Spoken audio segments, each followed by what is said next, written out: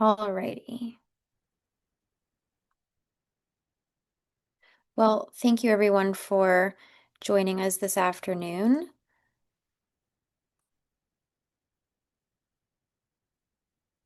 Sorry, there we go, dealing with a weird sharing um, issue, but all right. I think we should be set.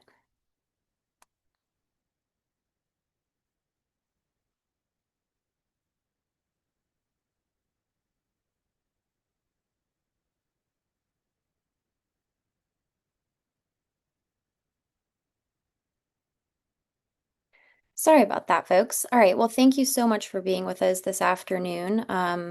This month's Mid-Atlantic Planning Collaboration will be on Community Planning Academies. So we have a great group of folks with us to present from various regions. I will save introductions for Kelly, who will further introduce the webinar a little bit more, and our speakers in just a moment.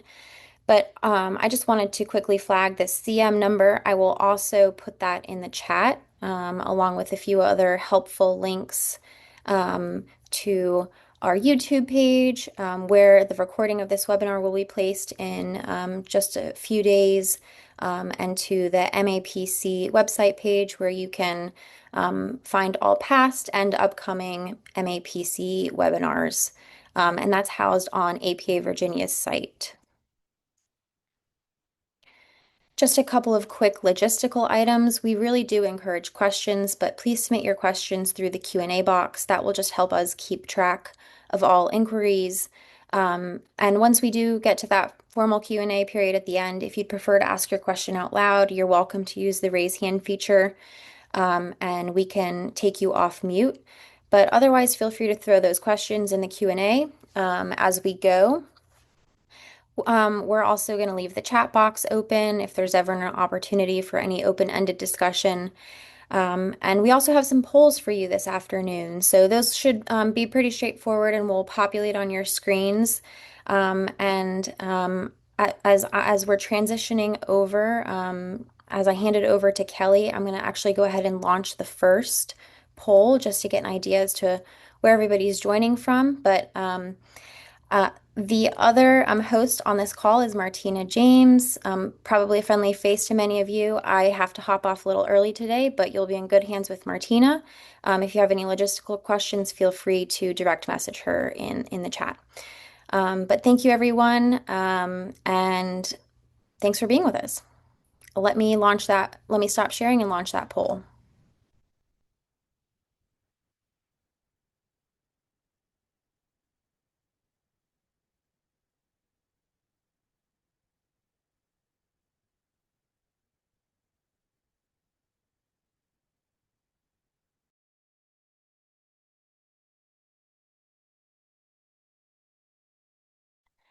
And I will wait maybe just a few moments to allow folks to fill in where they're joining from, and then I will share the results.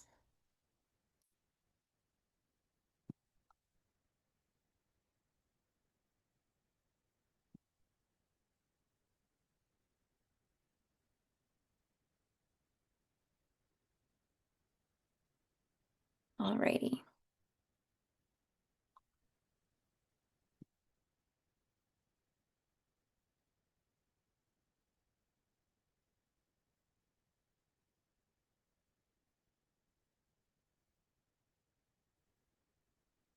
Are our speakers able to see the list? Nashville, Williamsburg, Maryland, Yorktown, Memphis, Tennessee, Richmond, Frederick, Maryland, town of Parker, Colorado, Largo, Maryland, Richmond, Fairfax, Virginia, New York, Denver, Memphis, Alexandria, Broadway, Virginia, Philadelphia, Clearwater, Florida, Arlington, um,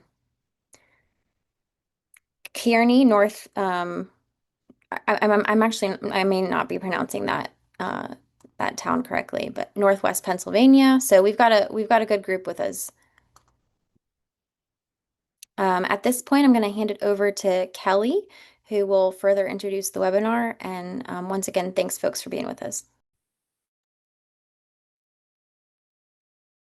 All right, it reminded me that I know we had some other poll questions and I can't remember how we said we were the order of operations. Just Am I on in verbal com cue. So whenever you're ready, go my back to I this? or Okay. yours. Yep. All right. Thanks, Julian. So I have a few slides to share and let's make sure I'm sharing the right thing. Why is this not going? There we go.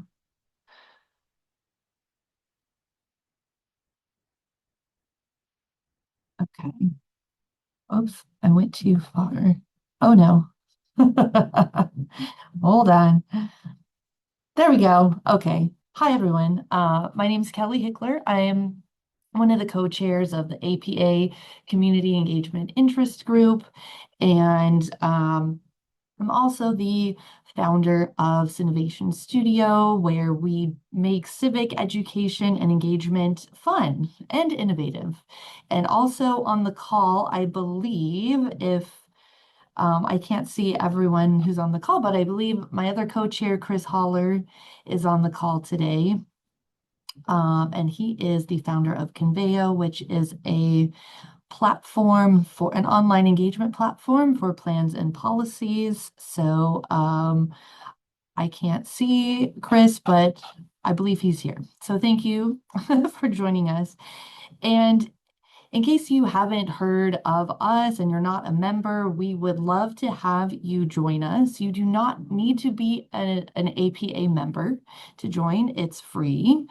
If you go to apacommunityengagement.org and hit the join button, you can fill in your email. You'll start getting our monthly newsletter. You can find out about other webinars like this one.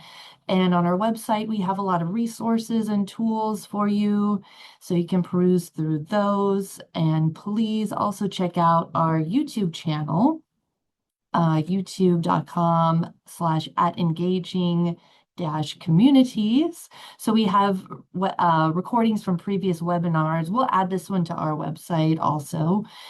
So please check that out. And we are a member-powered organization. So on our website, you'll see we have many stories. These are all from our own members, and you can contribute your own. I'm not sure if you can see this button here where it says share post. So you can submit your own stories, tools, resources to our website.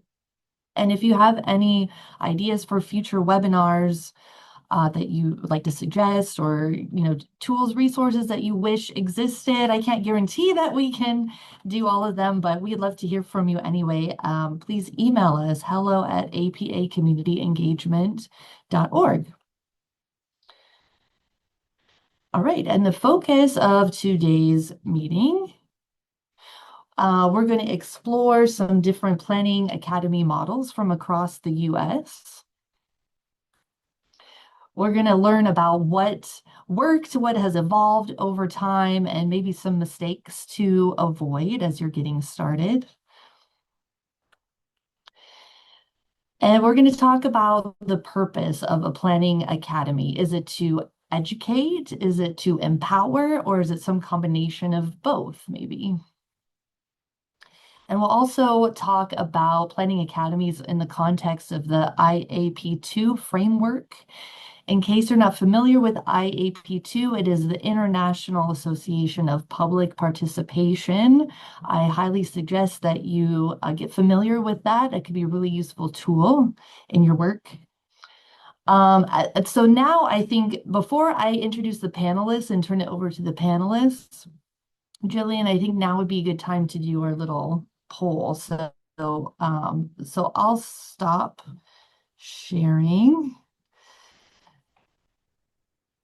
and we'll do our second poll. Alrighty.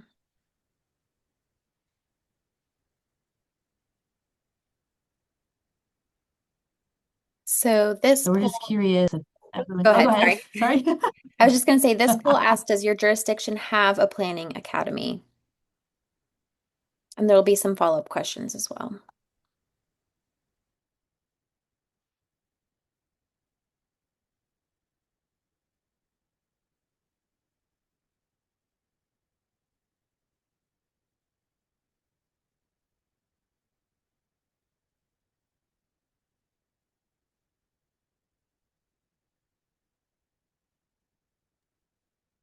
Alrighty, so it looks like the majority of folks do not, and a few, about 7 out of the 50 respondents, do.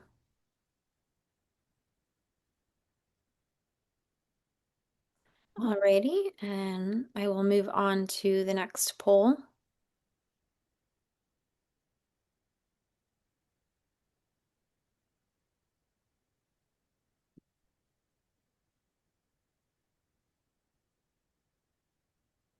And this poll asks, if not, are you thinking about creating one? And I saw a question in the chat about um, accessing the poll. And if you're having any trouble, feel free to put your responses in the chat at this time.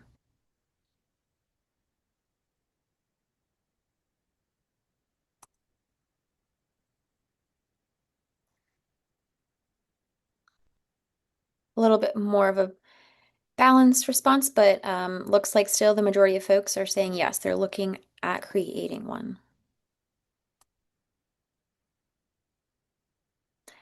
And I think that's it, correct, Kelly? I think we had another question about if people had one, how long have they had it? But that's okay. Oh, Okay. sorry. I'm This sorry is about that. And folks, feel free to drop that in the chat. Just in terms of how long you've had it.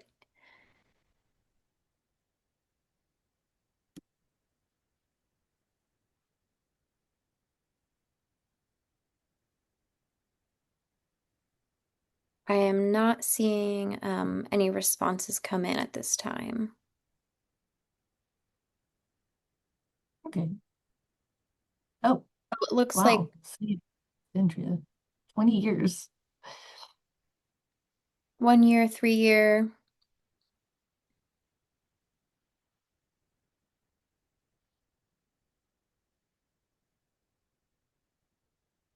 Okay, so a wide range. All right. Well, thanks for participating in the poll, everyone. I'll go back to sharing my slides here.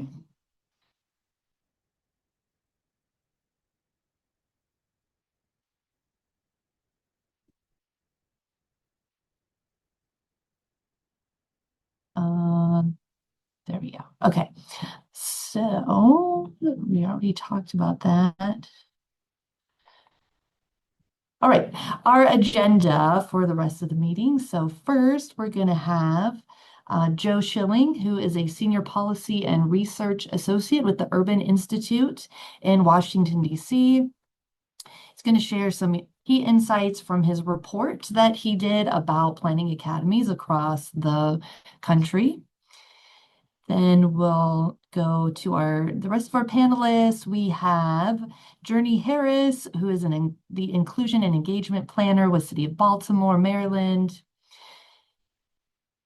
We're going to hear from Brian Isham, who was formerly the planning manager of Inglewood, Colorado, and he just started a new position with Parker, Colorado, but today he's representing Inglewood since he was highly involved in their planning academy there. And then we will round it out with Laura Toller, who is an associate planner with Sacramento, California. After that, we'll open it up for Q&A. And I wasn't sure if there's any additional MAPC announcements at the end. If there are, well, we can have some time for those before we close out. So with that, I'm going to turn it over to you, Joe. Great. Let's see. So I think the first thing is looking at that poll. Everyone on that poll should want to do a community planning academy. So if you're not thinking about it, hopefully after this webinar, you will be ready and well equipped to make that jump. Let's see. There we go.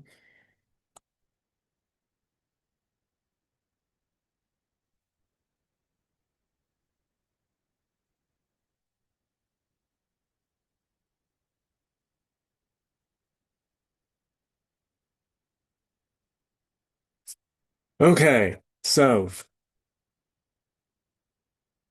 first I want to thank Kelly and Laura and the Mid-Atlantic folks for this opportunity to really talk about something that I am exceptionally passionate about, and that's community planning academies. So I when we're talking about empowerment and community engagement in the planning field, I think community planning academies or some of the new models that we'll talk about are really essential. Um, and this also gives us the opportunity to elevate the great work in Baltimore, Inglewood, and Sacramento. But we know that there are others out there as well. So, what I would say is take a step back, remove your planner hat, and reflect on the headlines.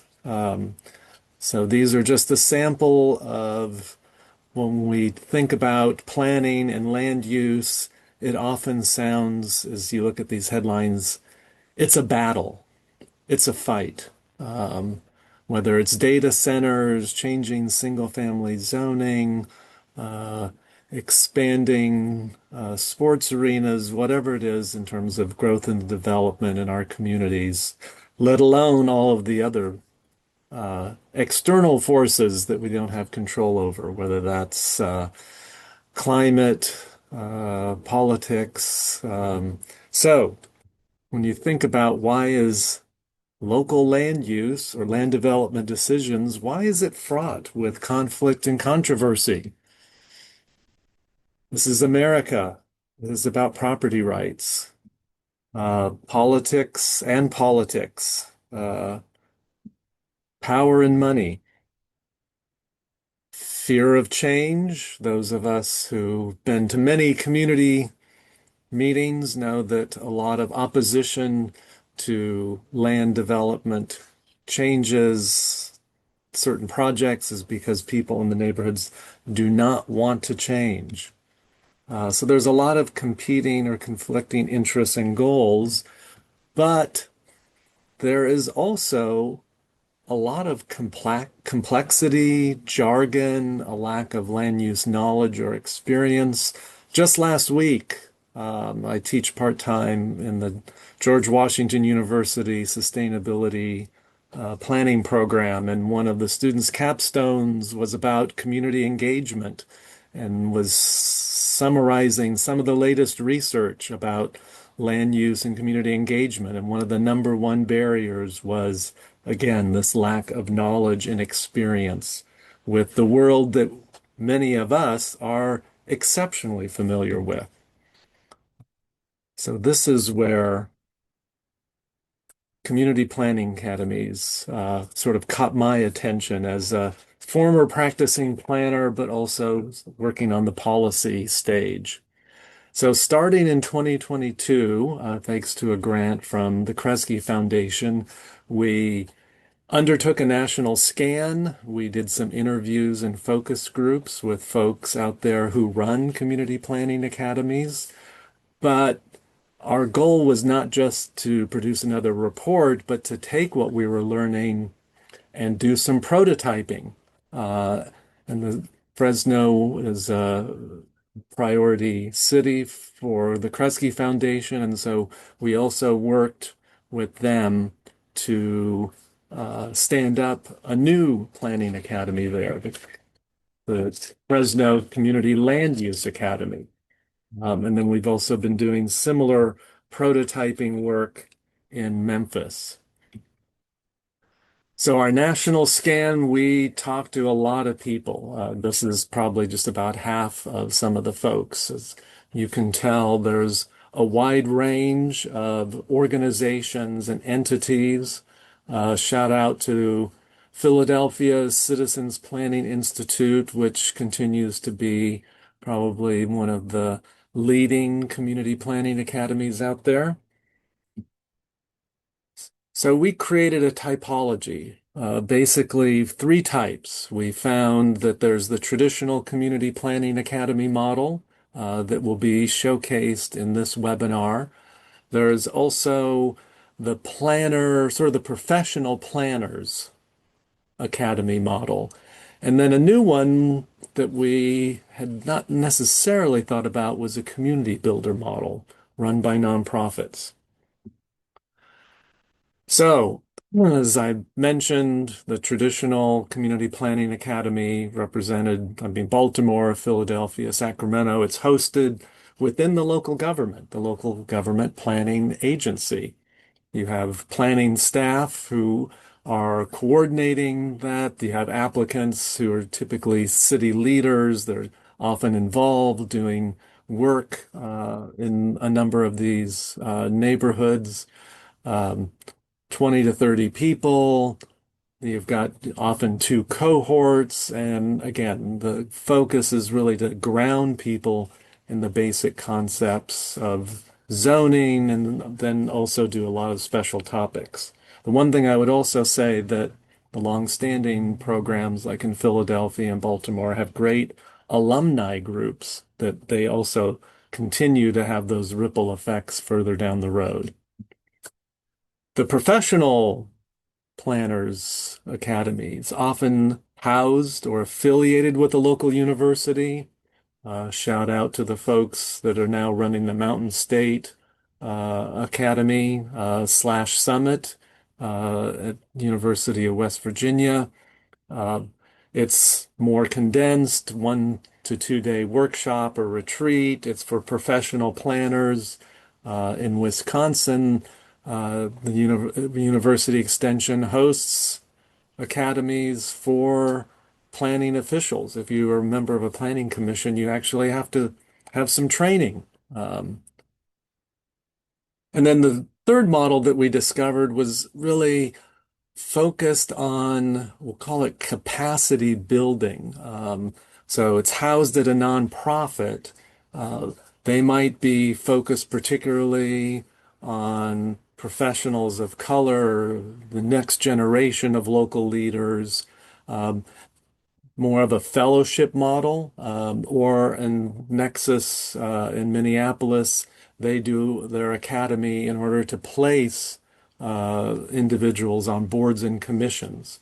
So land use may be a key focus, but isn't necessarily the exclusive focus. You have a lot of attempts or a lot of programming around leadership development.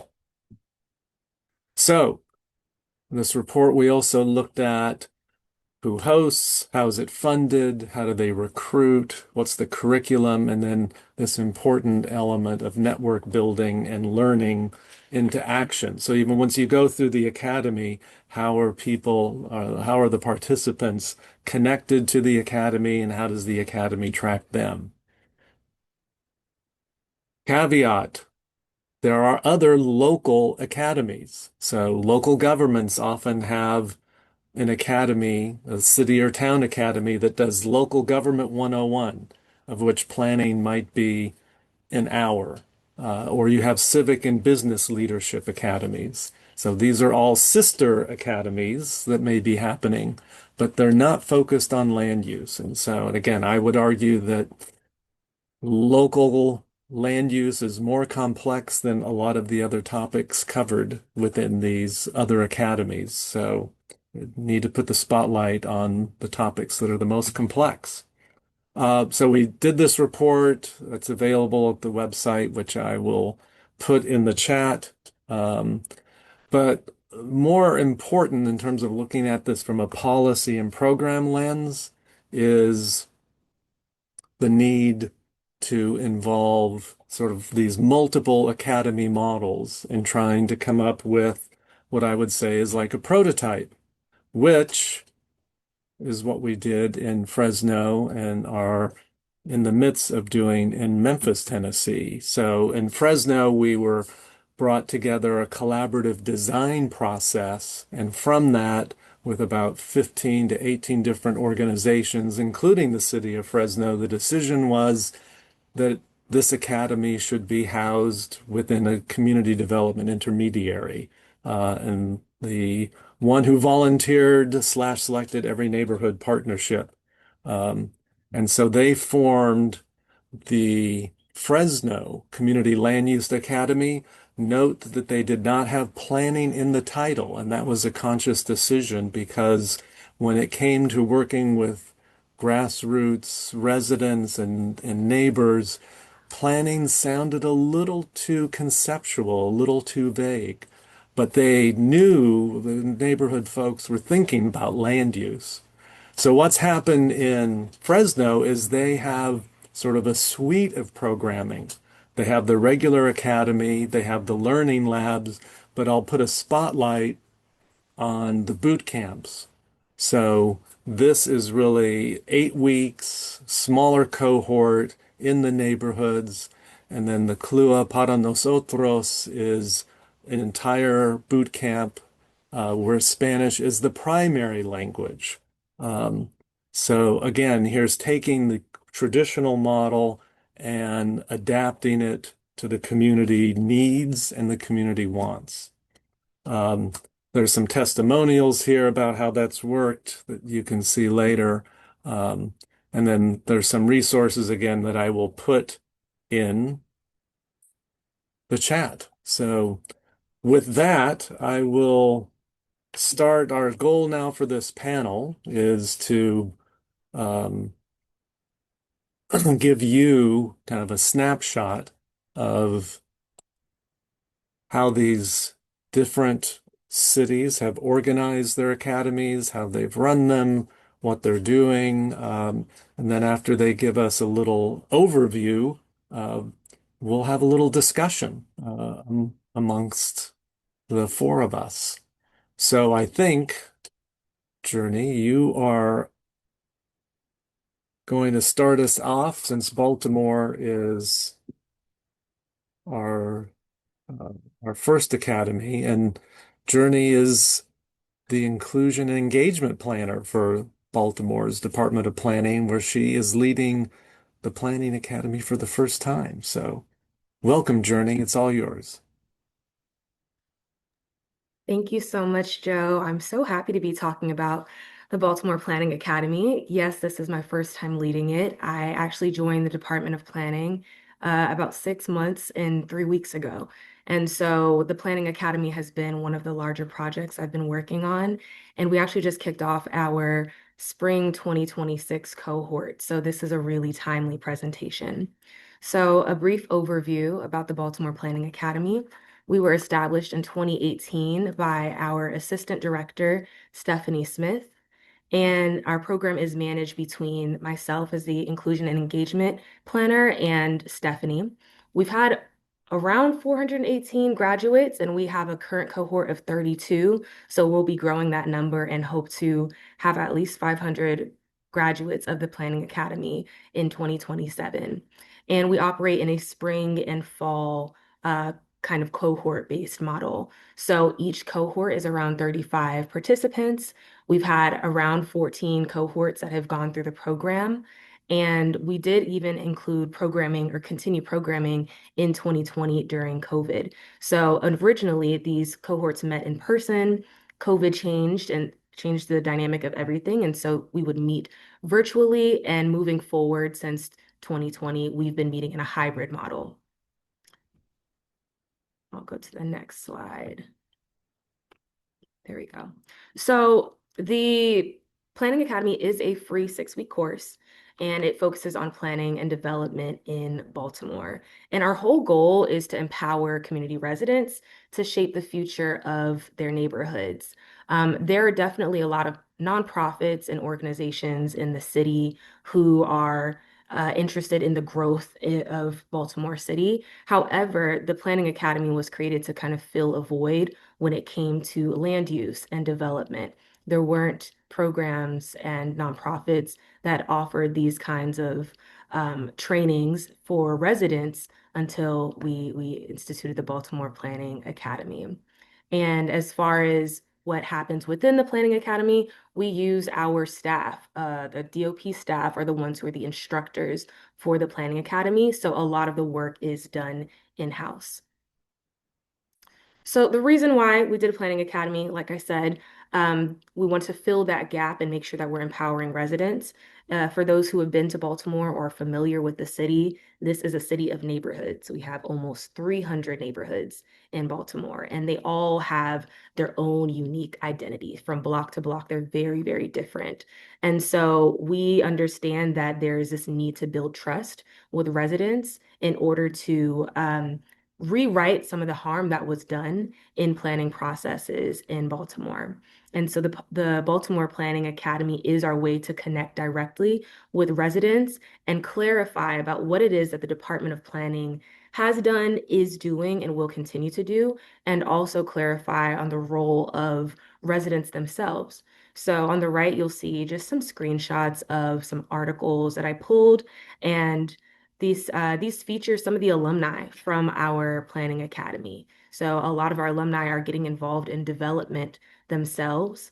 We've got Bree Jones, who is the founder of Parity. And so she's been doing block by block vacancy changes. So she's been using what she learned from Planning Academy and her own experience and background and knowledge to revitalize neighborhoods in Baltimore. So I'll share a little bit about the curriculum for our academy. We start off with history of Baltimore, the history of Baltimore. And the reason why we start there is there's a lot of questions around why do things look this way? Why are there vacancies? What really happened when it came to redlining? And when we continue to talk about land use in the city of Baltimore, we realize that it all builds upon what you know about the history of land use and planning in Baltimore. So that is our first session. It is taught by our division chief of our historic preservation division. And so our first week is the intro to the academy and specifically talking about racism in the built environment. Our second week, which we just had our second week for this new cohort yesterday, we talk about the comprehensive plan. Third week, we talk about the city budget. So that includes our operating budget. And we have folks from our Department of Finance also join in and share about the budget, along with the folks who work on our CIP in-house. The fourth week is focused on zoning and land use one-on-one, and that one's really exciting because that's when folks get to ask all of their questions about development processes, and our planners and designers who work in our land use and urban design division, they make themselves available for those questions. And then our fifth week, we have a field trip where we will go visit a development in the city. And it's more of like a site visit. So it's a good time to ask questions and learn about the process of how does a development come along from start to finish. And then our last week is a graduation and reflection. And so this curriculum does shift cohort to cohort depending on availability and what the interest of the cohort is. But what we have found from the past is that we really needed that last week to process all of the information that our residents and our participants learn from Planning Academy. And so instead of trying to shove an additional kind of information session for that 6 week, we let it be a time of celebration and we let it be a time of reflection. As far as the process for applying to Planning Academy, we keep our eligibility exclusive to Baltimore City residents. So not Baltimore County, but Baltimore City. And we make sure that folks are able to commit to showing up to each week. So it's about 2.5 hours each week. So that is the commitment. And we do not require a resume. We do not require a planning background. We do not require any kind of educational experience. We just ask that people respond to these 4 essay questions. We ask that you are a Baltimore City resident.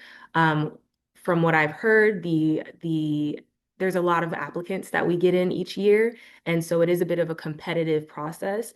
But another way that we kind of review applications is we work with some alumni who have graduated from our planning program, from our planning academy, and they help us review and rank the applicants. And so we give priority to those who might be working in Baltimore as far as community leadership, community development, economic development, housing and development. And we also give an additional preference to those who are living in areas that have been impacted by disinvestment. So we, as a commitment to our equity values and our equity goals, we work with our GIS team to have a housing market typology map that we pair up with the addresses of the applicants. That way, we make sure that we are spreading this information and this opportunity to those who've been historically excluded from planning processes. And so I'll just share that we're also really leaning into alumni engagement.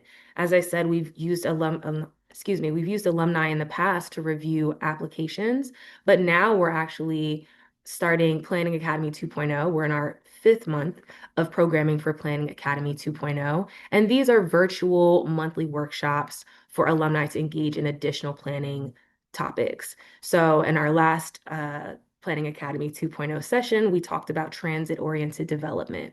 While that's not something we cover in detail during the actual Planning Academy, it is something that we were able to go into detail once you graduate through Planning Academy and you are now an alumni. We also covered, we did a whole quarter on providing an effective public testimony, greening efforts in Baltimore City, and we have some upcoming sessions on community planning, food policy, and access. And I think that is all I have to share for now. This is my email, and this is also Stephanie's email if you have any other questions. And I will hand it back over to you, Joe. Thank you.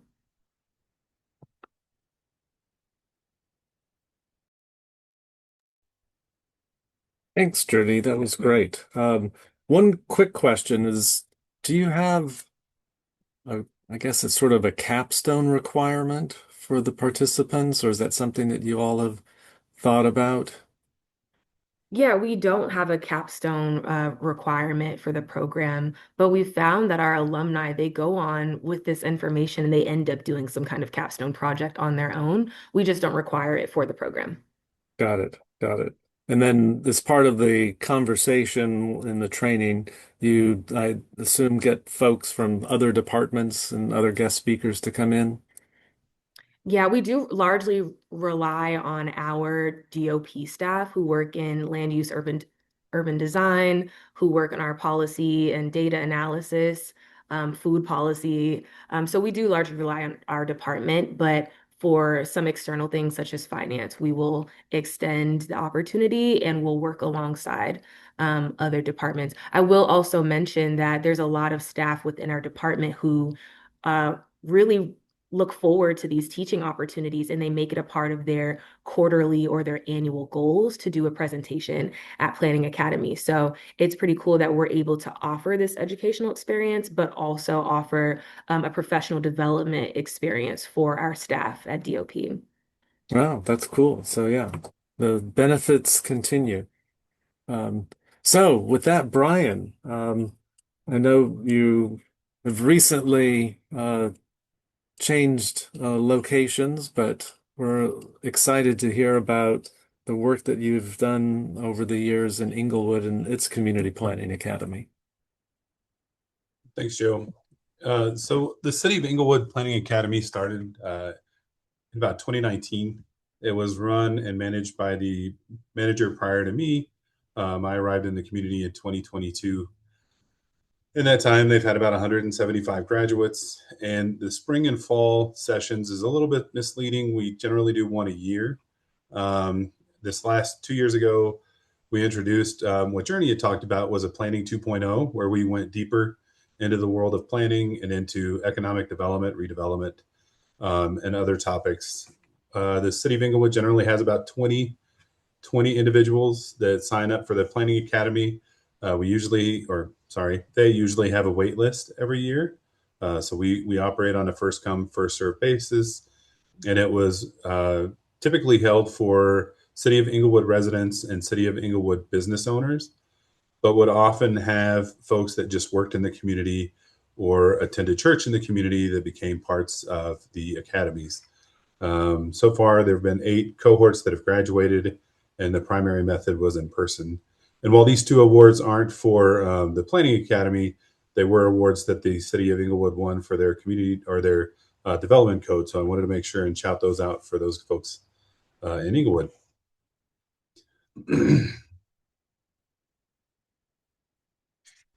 So why an academy? I think the biggest thing for the city of Inglewood was to help build allies in the community. There have been many times where there have been contentious projects, or even, social media has been a big boon for people getting the word out, whether it's negative or positive. And I think part of that is trying to make sure that folks understand that everything that we do from a zoning capacity and a planning capacity has a process. The process is all outlined by a code. The code is adopted by the city council, and that process had its own process to get adopted. So a lot of what we went through in our opening class, or 101, was to introduce citizens to what that process looks like. How do we get from an idea to a law or an ordinance? How does a building get constructed? So we take them through the history of planning, and then through what the development process looks like in Inglewood.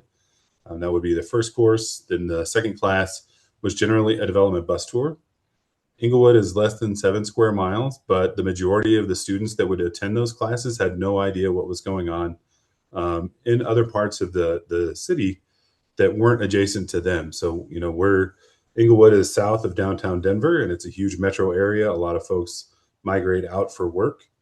So they don't always know what was going on in their community. So we would take them on bus tours so they could see all the things and all the new development that was occurring in the community, as well as some of the things that were going on that weren't necessarily positive. Then we would take a class and go to take deep dives into recent and current planning projects. So things like our development code in 2022 and 2023 would go into the city of Inglewood recently became a certified local government. So we took a deep dive into the Historic Preservation Commission and how they operate and what they do, and tax incentives. And we also have one planner that goes in and just talks about, takes addresses from some of our citizens and goes through what they could do on their property if they were looking to build a fence, or if they wanted to add an addition to their home. And just showing them the tools that we have on our website and that are available to our citizens, so that they could better understand what they could do, but they could also better inform their neighbors on how to figure out what they could do with their property, or just if they had any questions and where they could go. The last class that we would do every year, it originally started as a mock Planning and Zoning Commission meeting, but it transformed one year. We didn't have enough commissioners that showed up, and we ended up having a big roundtable discussion with members of our Planning and Zoning Commission and the citizens. And that became a new class in itself. After surveys, the folks said that was one of their favorite classes, was just talking to board and commission members and how they got involved and what they enjoyed about doing what they did. And so that became a new class at the end of the semester, where we would bring in Historic Preservation Commission board members, Board of Adjustment and Appeals board members, and planning commissioners to talk to the citizen group and let them ask questions about what they worked on, why they got involved, and what they enjoyed and maybe what they didn't. And then, as I mentioned, we would go into a second 2.0 2 years ago for the first time. And the classes that were involved in 2.0 were really citizen led. So we sent out a survey at the end of the semester, what we call them, the cohort, and we took ideas from them to build into what the next round would look like. So economic development and redevelopment, we actually brought in a developer of an 11-story tower next to our hospitals. And he talked to folks about how development starts, what it looks like from the private side rather than just the public side. We brought in our consultants from our code update, and they spoke to citizens about what their process looks like and how the development code was updated. And then we brought in our attorneys. The state of Colorado has passed pretty sweeping legislation in the last 2 years, targeted at housing. And so we talked to our citizens about what code changes may be coming based on those legislative updates and what that looks like on our end. So why do we do this? We really want to ensure that our citizens understand what the process looks like and how it works in Inglewood. A lot of times what we see either on social media or when citizens come to public comment, is it's really just a misunderstanding on what the process looks like. And so we want to educate people in the community on what that process looks like so that when they hear one of their friends or neighbors talking about something, they can also help educate. It's a little bit selfish on our end, but it's really about educating the public so they can also help educate more people. We also want to empower our citizens and show them how, when, and where to get involved in the process. A lot of times, after our development code update, we sent out 2 citywide mailers. And even after that, in all the public hearings and public meetings, we still had people that told us that they had no idea that it was going on. So we wanted to make sure that we're spreading the word and showing people where they can get involved and how to get involved and staying in touch with them and having them join our newsletters and things like that. We wanted to create community partnerships, and we've done this in the city of Inglewood has done this in the last few cohorts and building partners. We have business owners that we've worked with prior to in the planning group that have come and been part of our classes and actually talked to other people about it, or vice versa. We have people that are in our class that come later and then start a business in Inglewood or come back to us and join a planning commission or another board.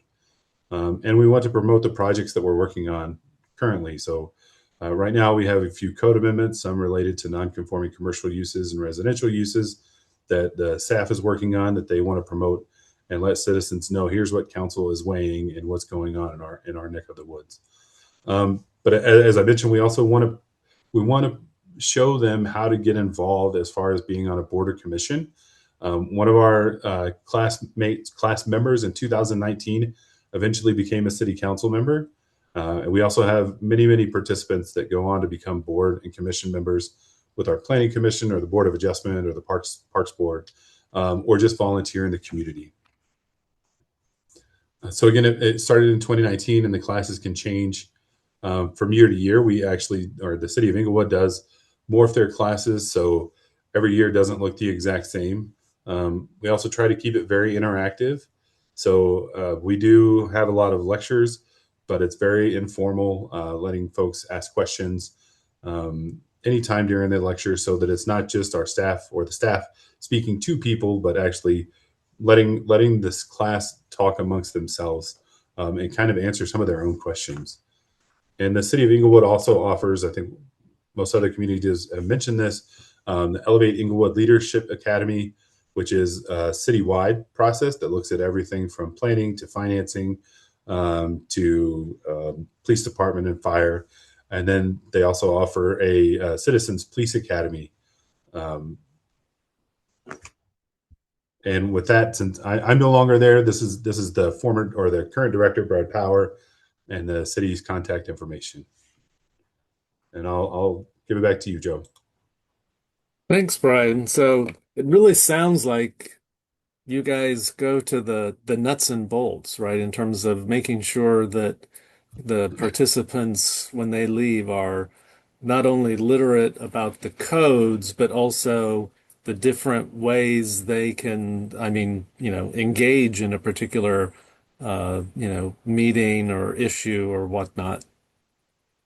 That was the goal, just to create better knowledge in the community so they can understand process and where and when to get involved and how to do it. And it seems as if, again, having this opportunity to, I guess, make not only the planning process more accessible, but that having a dialogue with them when you're going through the training, it makes, I guess, planners also seem human, right? I mean, personable, that, you're not just, advocating or, you're not just like there reading a report, but that, there's a whole relationship dimension. I think so. I think that's one of the things that we would mention in the first class is that decisions aren't being made in some ivory tower. They're being made by people, and here's how they make their decisions. Here's this set of criteria, and here's how this group makes their decisions. And this group makes their decisions and what they're based on. And then we go into how those criteria are created. So, yes. Great. Well, now we are moving further west, and Laura Toller with the City of Sacramento. Laura's, I guess, full-time job is she's in long-range planning doing sustainability and resilience, uh, but is often the case is also co-leading their community planning academy. But that's the fun part of the job, right, Laura? For sure. Yeah. All right, so take it away. Share my screen. Mm, This one. Can folks see that okay? All right. Awesome. So yeah, as Joe mentioned, I am an associate planner with the City of Sacramento, and I work on our long-range planning team. So yeah, my primary focus is climate and sustainability, and more recently I'm on a land use project. But I have also had the privilege of running our planning academy since 2020. I do run it with a colleague, and we have a great time. And I'm yeah, really happy to be here to share a little bit more about our program. So City of Sacramento Planning Academy has been around for a long time. It was established in 2002, following the adoption of smart growth principles, which included the goal of encouraging community participation in the development process. And our program is a hybrid course that runs once a year in the spring. We actually just finished our cohort for 2026 on Monday. It's an 11-week program that includes both online and in-person classroom sessions, as well as 2 walking tours. Our Planning Academy was fully in person until 2020. And then obviously the pandemic caused us to switch to fully online, and then we brought it back in a hybrid form. So our cohort is typically about 30 people. We include residents, business owners, as well as nonprofit leaders in Sacramento. And since its inception, over 600 people have completed the Planning Academy program. So I would say there are sort of 3 main objectives of our Planning Academy. First, we want folks to develop clear understanding of our planning process. There was really the feeling that a lot of frustration can come from sort of not understanding how the planning process works. And so Planning Academy really, seeks to address this, and specifically what the role of the city is in the planning process. We also really want to empower our participants to engage effectively in the process. We want folks to know what they can get involved with and how. And then we really want to amplify that impact through the development of strong community relationships. And we are selecting participants that are well connected in their communities, and then we're really encouraging folks to take what they've learned back to their neighborhoods and organizations. And then I think another, great strength is that participants really form relationships with one another that can serve as sort of a starting point for future collaboration.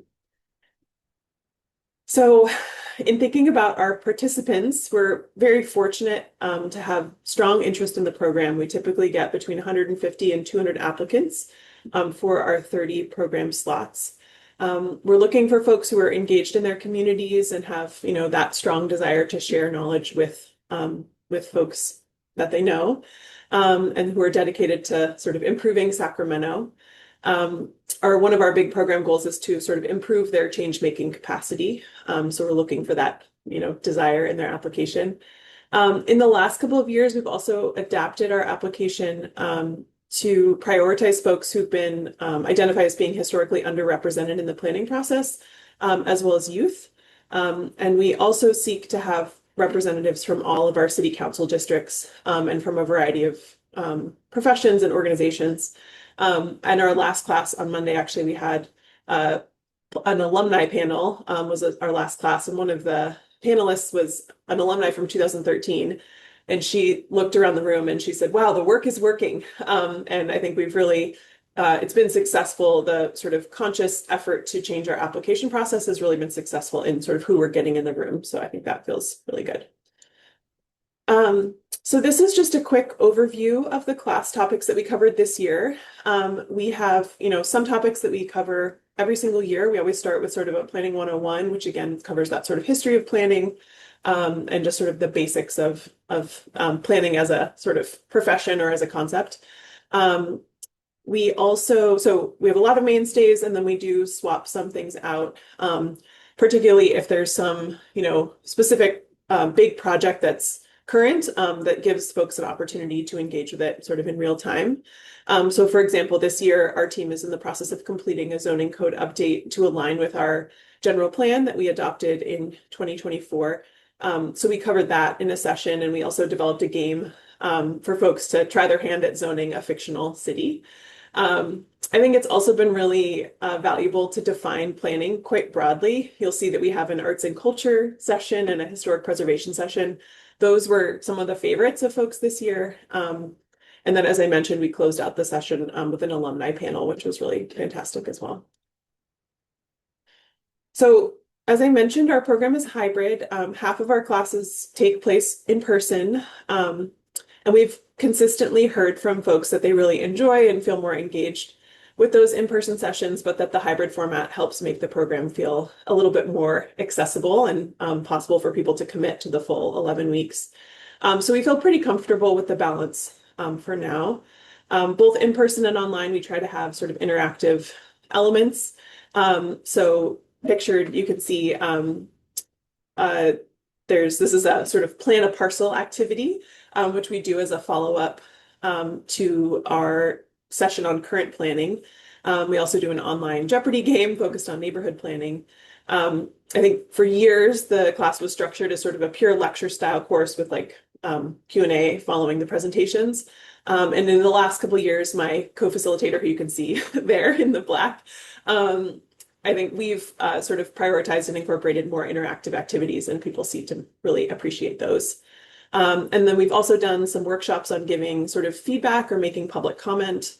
And then we typically do 2 walking tours each session. And those feature speakers both from City of Sacramento as well as partner agencies. So this year we had a walking tour that included folks from our local affordable housing authority as well as our transit agency. And people really like getting out in the community and sort of seeing those concepts on the ground. So in preparing for this presentation, it was very cool to go back through our list of alumni. As I mentioned, 600 people have graduated from Planning Academy in Sacramento. We have 2 current city council members and our mayor are graduates. We also have a lot of folks on our Planning and Design Commission have completed the program. Other people, head up nonprofits. They're doing all kinds of amazing things, and it's been really rewarding to continue to see them engaged in planning in Sacramento. I think some other impacts include sort of increased transparency about, how planning works. I think this work can be super wonky, hard to understand, and the Academy really gives people the opportunity to sort of distill things down and make it understandable. One of our participants said this week that they saw it as a way to sort of get a look at the hidden machinery of local government. And I liked that analogy.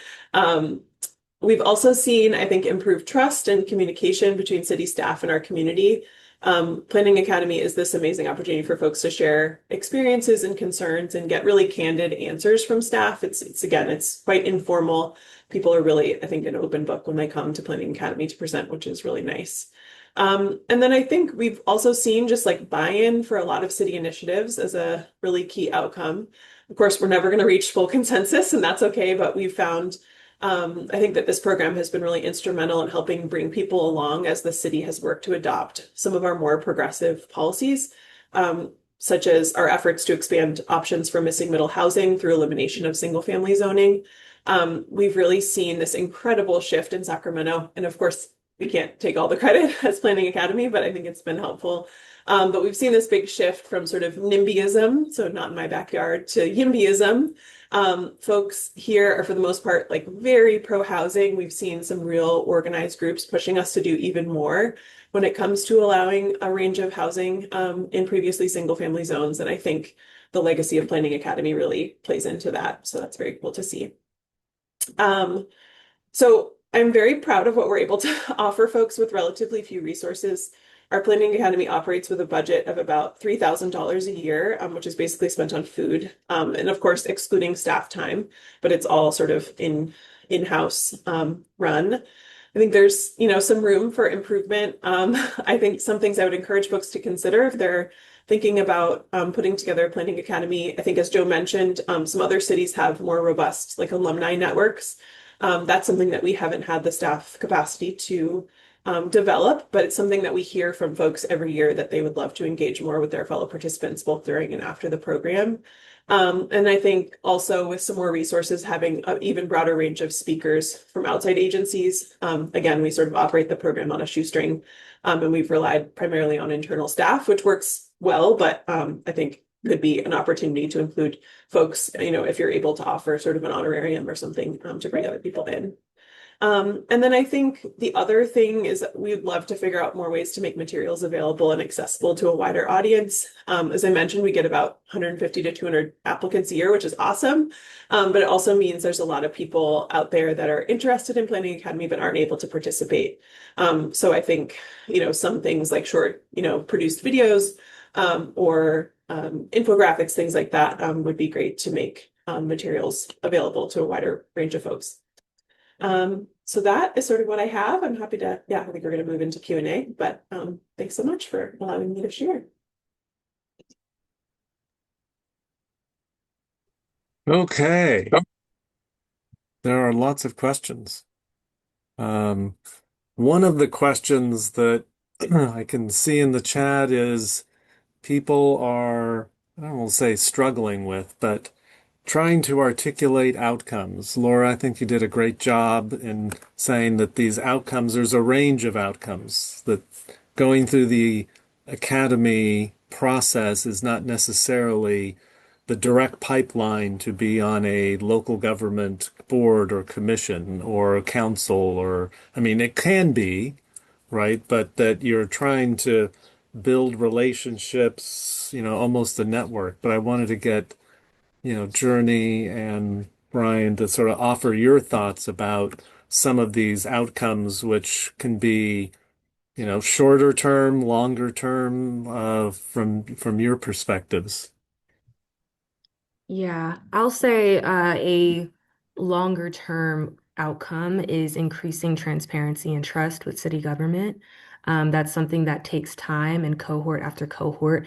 I think we've seen that folks just have a better understanding of how city government works, and therefore that transparency allows them to feel like they can contribute in the ways that they now know how to contribute. Um, Additionally, yes, we have had some people who have joined commissions and boards. We've even had some alumni from Planning Academy who were already interested in urban planning. Some went to school and they decided to study it. Some are working as staff members at the Department of Planning also. So there is like a pipeline for even career advancement or professional development. That's another outcome that some people are gaining from it. And then lastly, I would say there is an outcome around networking within the cohorts themselves. And so we want people to be able to walk away knowing that their neighbor is also someone that they can organize with in creating a new development or coming to the Department of Planning with the appropriate questions. So sorry, there was like a two-in-one outcome that I was trying to articulate there. We want people to have more clarity in the process so that when they do come to DOP, and they have a question about a building, about a street, they are able to get better answers because they're asking better questions. And those questions are informed by what they learn in Planning Academy. And that's something that we've heard some frustration from our planners who work specifically in land use and urban design is that people feel so unclear on the process that they will present designs that are just impossible. However, someone going through Planning Academy, they understand the boundaries and what is actually feasible for development. Right. And so you get participants who then are conversant, right, in the concepts and the terms. So it is like learning, I mean, for many people, it's like learning a new field, a new language. And so they can be more effective. And in many ways, you can be more effective because you're speaking the same language, a shared understanding. Brian, anything to add about outcomes? I don't know that I have much to add outside of what Laura and Journey have talked about. We have had a few um, cohort members that have actually been planners in other local municipalities that come to our course to learn about Inglewood because they live there, but then to also take that information and go back to their municipality to start trying to build Planning Academy. So that's been kind of interesting to hear some of their viewpoints on, to have another planner that lives in the city but doesn't work there to have their input with some of the other citizens. But then, yeah, like Journey said, you have people that can ask better questions, or somebody comes in for a project and they can say, "Hey, I knew to do this because I took your class 3 years ago," or they get involved in our larger academies with the police department or with Elevate Inglewood, and they tell them, "I started this because I did Planning Academy." And then the folks that didn't do it in those academies then come back to our academy. So it's kind of this, all three of our academies feed off of each other. And we just have a lot more robust, or Inglewood has a lot more robust citizen engagement because of all three of them. Right. Well, and again, building on this and in some of the questions is that it's hard to quantify building civic capacity, building civic infrastructure. I mean, other than maybe you can do some kind of social network mapping or something along those lines. But, in that way, if you're trying to make the pitch to someone to, fund and support this, then yeah, sometimes it's difficult to build that case because you're building something that is, a little bit more intangible. But in these days, maybe even more critical, right? Speaking of running, there was a question about, okay, in these local government, we'll just say planning academies, are they typically run by planning staff? And if so, how much staff time is typically required? I don't know. Laura, you sort of outlined the sketches that you are a woman with many hats. And I think, Journey, you're dedicated. I mean, you're doing other projects than just the academy, but it's also within sort of the engagement sphere of assignments. I think ours would work out to about 0.25 FTE. If I had to like think about the hours. That said, it's a program that's been running for 20 years. So, and my colleague and I have been running it together for now, this was our fourth year together and my sixth year running it. So I think that startup time would probably be potentially significantly more. Our program is also 11 weeks long, and I don't think you need to necessarily start with that much. And I think, so you can sort of scale down. It sounds like some of the other programs are a little bit smaller and or shorter.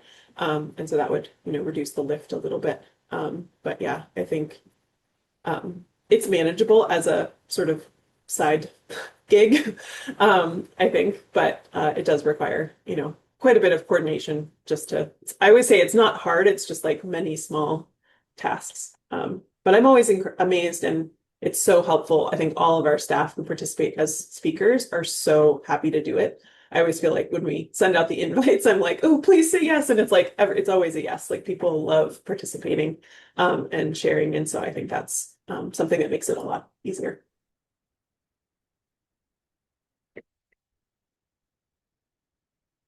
And what I would say from our scan, our national scan, is that the model that Laura's talking about in Sacramento is probably the majority where someone has their full-time assignment in the planning department, and then they and a couple of colleagues are organizing it, organizing the sessions. And then so the costs are sort of the direct costs. One of the things we talk about in the report is in some ways it's a call to action. It's saying that planning departments, not planning departments, because it's really local government, mayors and city council members, if you want to invest in building civic infrastructure, then invest in having dedicated staff to work on academies, not only just the academies, but as you've seen through all of these programs,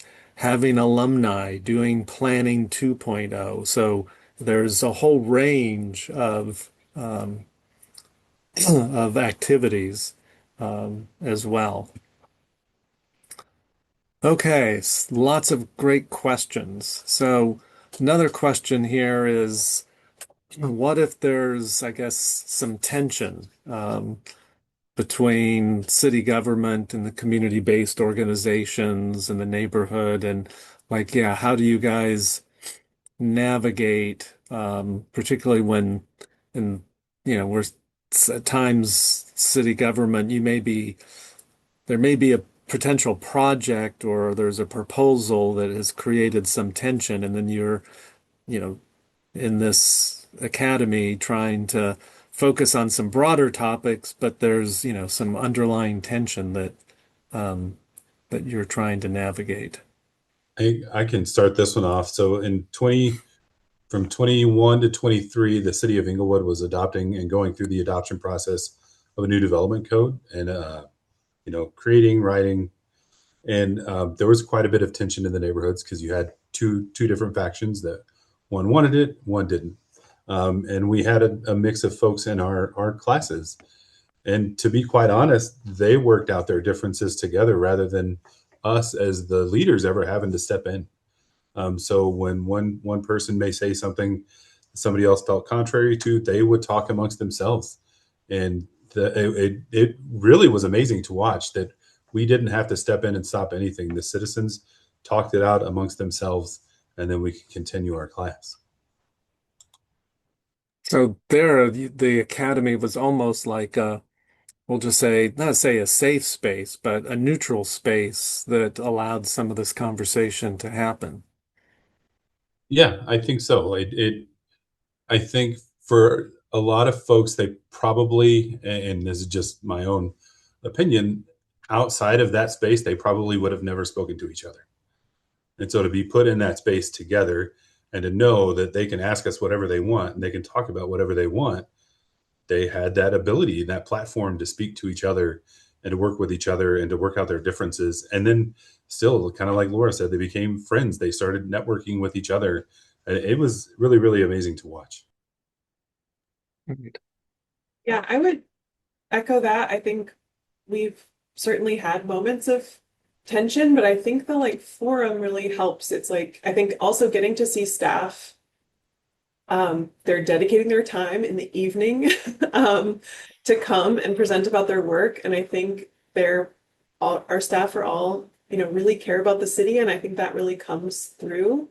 And I think sometimes folks come in hot and then they're like, oh, whoa, I had no idea that people were being so thoughtful or that you're operating within a certain set of constraints. And I think that that's something that is really revealed in Planning Academy is sort of this is what we can control. This is what's being controlled at the state level. This is what's happening on the development side. I think there's something, we have a housing crisis in California. We always get why isn't Sacramento building more housing? And it's we don't build housing. And one of the, I had someone, we always have them say what their big takeaway is. And I have it on my office, but it says local government sets the table, private development brings the food. And I was that is a great takeaway. But I think, yeah, there's, can be differences of opinion. We do have folks we start with community agreements. So we do ask folks to keep, politics out of it, just to be respectful, ask questions for the good of the group, and share the space. And I think that, does a good job in, just setting some ground rules and framework, but we've had great experiences. And I think we've had some big policy changes in Sacramento. We eliminated single family zoning. At the beginning of that process, there were street yard signs everywhere that in sort of some of those more traditional neighborhoods that said save Sacramento neighborhoods. And I think there were a few key people in that, sort of that were really against it that participated in the Planning Academy, and they really changed their tune. And we saw a real shift to sort of a pro-housing vibe. And I think, again, I can't take full credit for that, but I think it's been helpful just to get everyone in the room. And I wanted to add one more thing to that. Yes, absolutely to community agreements. I think it's important to keep them posted up if you're in a physical space so that people can reference them throughout the meeting. When we are meeting in person, we do provide food as well. And I mention that because I think sometimes people are a little hungry, And so it's good to just make sure people are cared for in general because people walk away feeling way more grateful than you would expect. I was really surprised at our first meeting just how many people were saying thank you, thank you, thank you.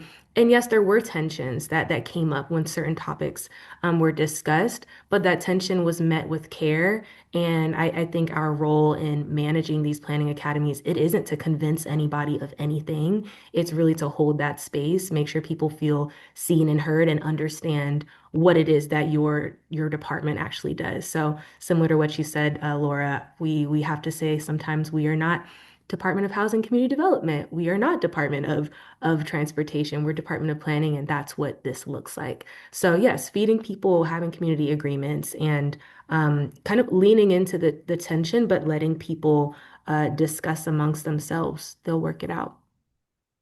Right. No, that's really great advice. I mean, if you again think about what distinguishes the planning profession, maybe from other services and other professions that are part of the local government family. I mean, you all, maybe more so than some other city departments, are on the front line of community engagement. And oftentimes the conversation is, we'll just say project by project or development or proposal, as opposed to in the academy, you have a chance to take a step back and think about it in a, in a broader context and provide that safe space. Still difficult conversations, but I guess would say as a outsider with insider knowledge, planners are better equipped maybe to handle some of those difficult conversations than necessarily other folks within the local government. So it's part of the ethos of being a good planner, I think. Okay, we know based on the poll that Kelly and crew pulled up that the majority of you on this call are don't have an academy or not seriously thinking about starting one. Um, but for those of you who may have slightly changed your thinking about, oh, well, maybe this might be something to explore. I asked the panelists, like, where would you start if, someone enthusiastically shares the recording of this session with the planning director or city manager or the city council member and says, this is something that we want to explore. Yeah, where would you start in order to form a community planning academy?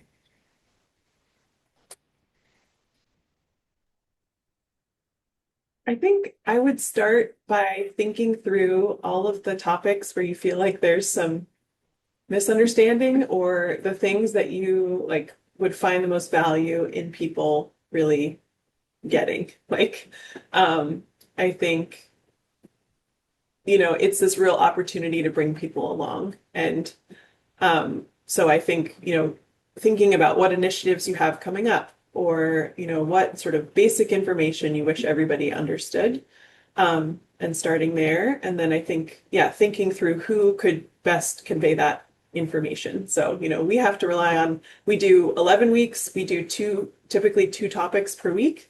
So we're, leveraging the expertise of about 20, 25 people. So thinking through who would be able to do that, and maybe talking to them, but I think also, yeah, thinking through, yeah, where have those sticking points been? What's been really challenging in terms of conveying information? I know, certainly all local government, I think you'll have issues that come up where you're like, oh, there was so much sort of upset and people just didn't get it. So I think thinking through some of that is a good place to start. Yeah, and I think recognizing that you can start small and scale up over time.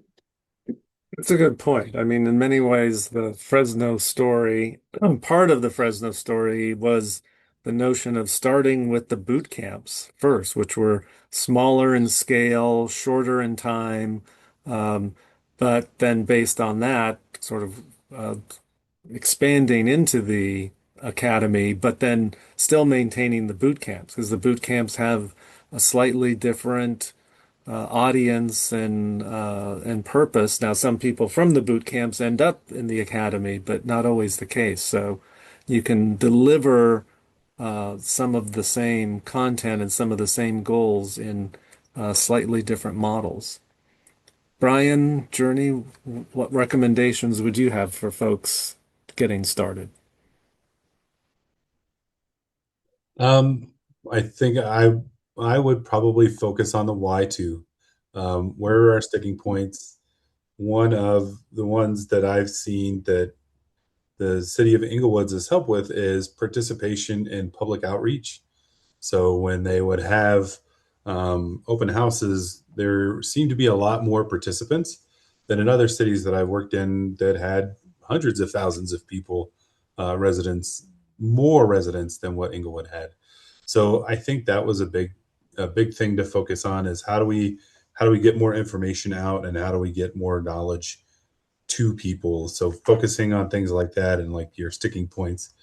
I think to me, I'm very much I don't know, a data driven person. So I want to try to present this case for a new citizen planning academy based on where we've been stuck and what we think we can improve by doing that. So focus on what you think the outcomes and the improvements could be, and then go to your city leadership.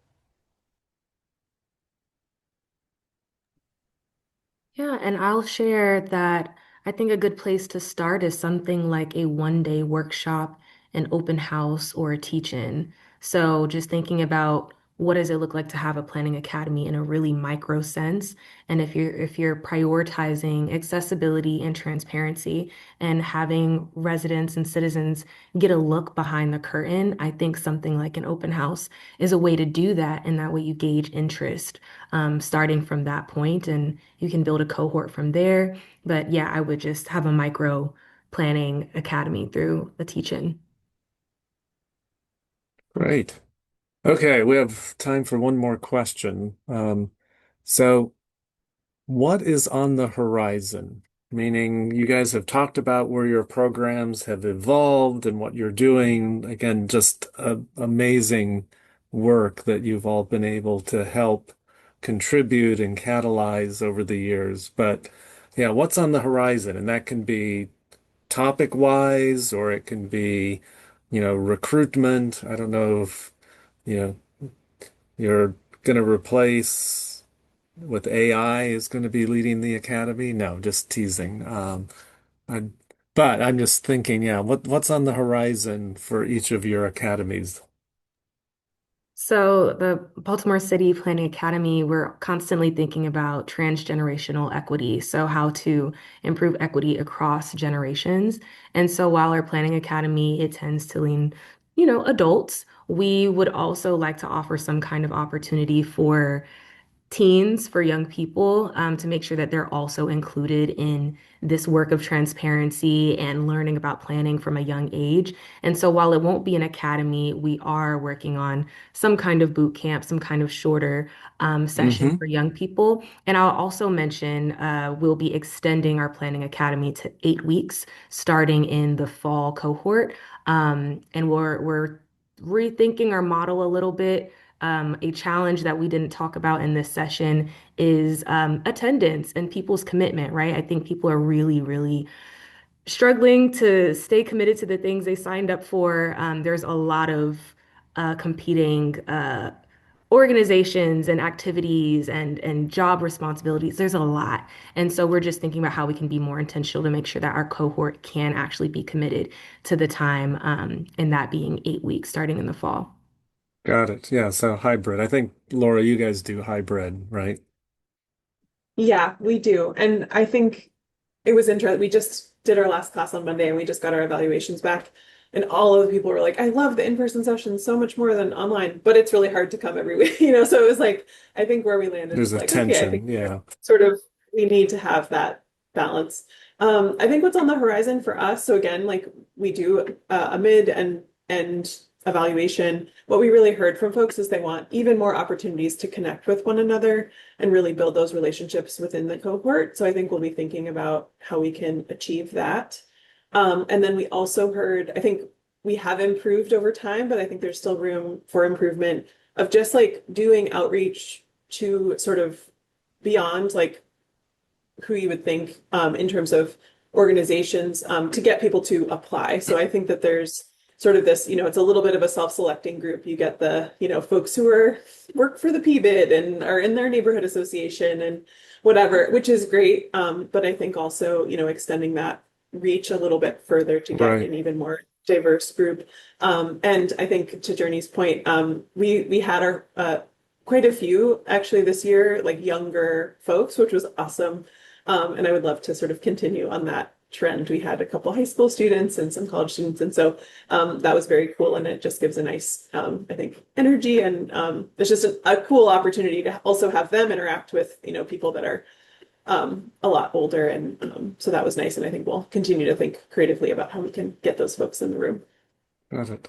Brian, any closing comments as to what's on the horizon? We know you've switched jurisdictions, but um, I think for Inglewood, for them, I think what we're focused on now is building out that second session. yeah, the 201s. Yeah, the 2.0. So building that out, it's offered every other year to the previous graduates of the first session for the last 2 years to try to.